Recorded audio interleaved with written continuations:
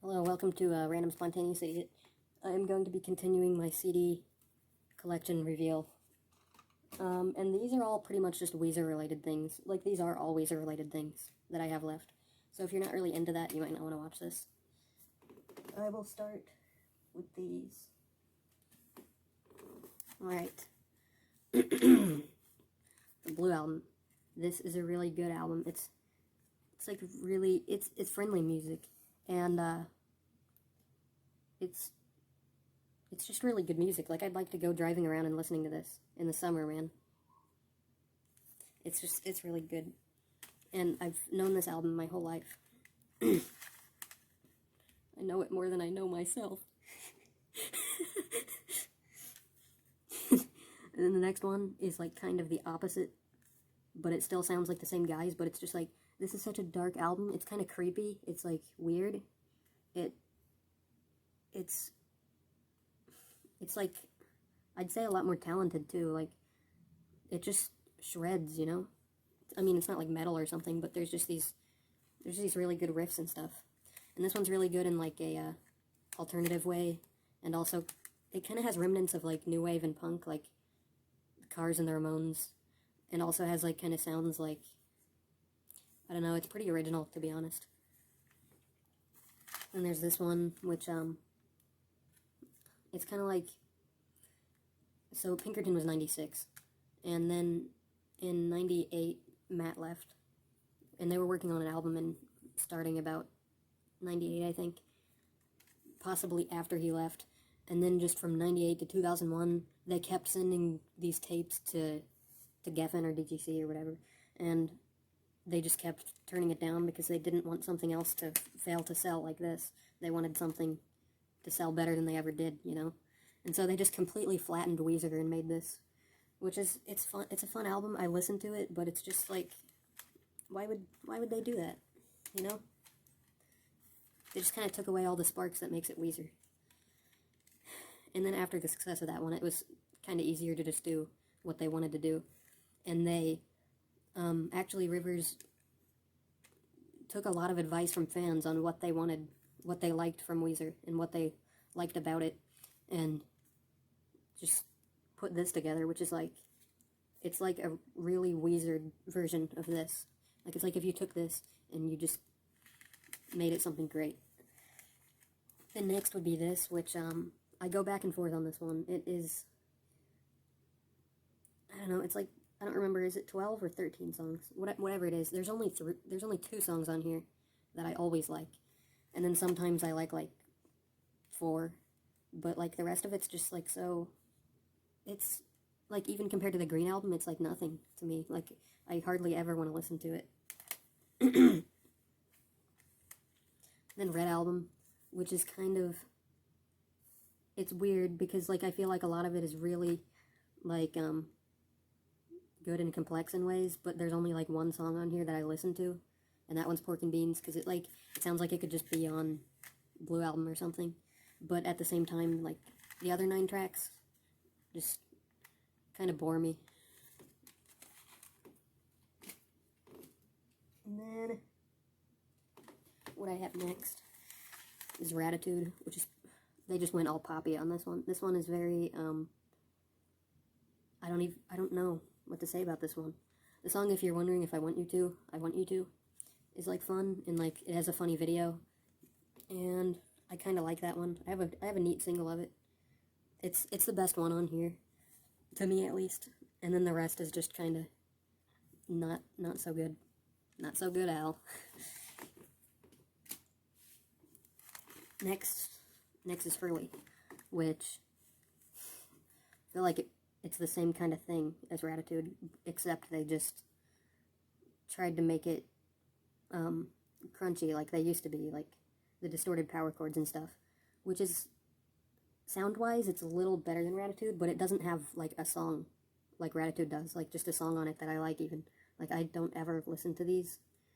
No offense to those of you who like these Weezer albums, I mean, it's just an opinion. Some people get really heated about Weezer for some reason. But, you know, it's just, I just couldn't really dig that. Then there's Death to False Metal, which supposedly is like recordings from 94 to 2011, I think. No, 2010. And they just kind of went into the studio and like went and retouched a lot of it. Any bass on here that would have been Matt Sharp or Mikey Welsh was re-recorded by Scott, which I think is kind of a jerky move. Like, I'm sure the originals were decent. And then this ended up just being so polished and so retouched up that it ended up being able to be grouped with the last two albums I talked about. Like, it's just, it doesn't have anything special about it, you know? And I guess they consider it a compilation album, but I don't know.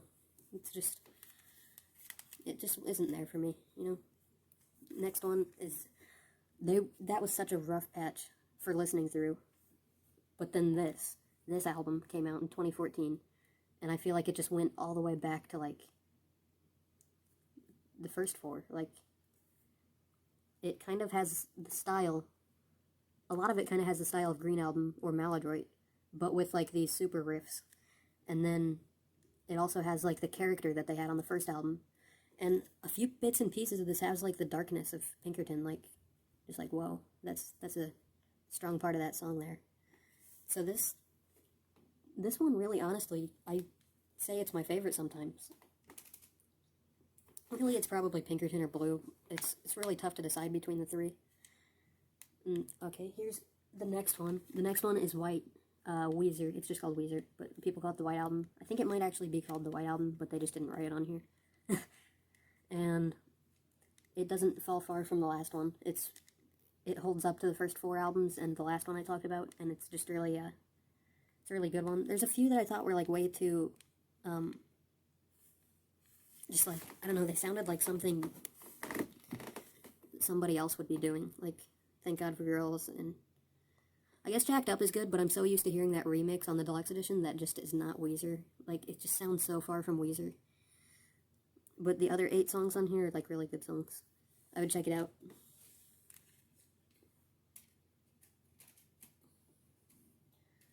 And then next, what do I have next here? Oh. Next I have Pacific Daydream, which, then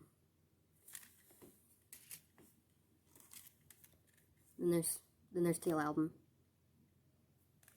Pretty much just them playing songs and not really changing them.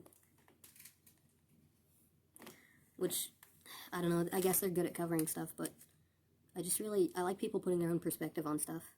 Like, if you listen to a Melvins record, or the Ramones, or there's a lot of good examples of people who just take a song, and when they cover it, it's just a completely different song with the same lyrics, and it's like, I just like that so much more. I don't get why people would just play a song. And then next is the Black Album, which again I wasn't too fond of, but High as a Kite is on here, and that song is really good.